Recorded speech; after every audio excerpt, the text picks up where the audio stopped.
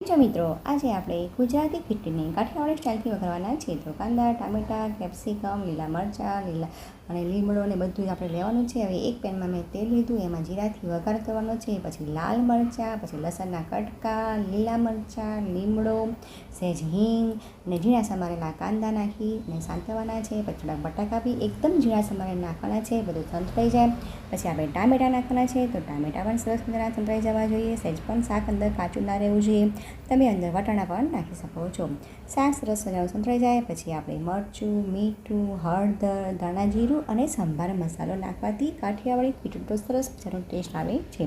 પછી એની પછી થોડુંક પાણી નાખીને પાણી ઉકળે એટલે મેં મગની ફોતરાવાળી દાળની ખીચડી એટલે 2 વાટકી ચોખા અને 1 વાટકી મગની દાળની ખીચડી મેં બનાવી હતી તે અંદર એડ કરી નાખીને સરસ મજાની હલાવી દીધીને ઉપરથી સરસ મજાનું ધાણાની ગાર્નિશિંગ કરીને અને આપણે ડીશમાં ગરમા ગરમ ખીચડીને ઉપર દહીં સાથે ખૂબ જ મજા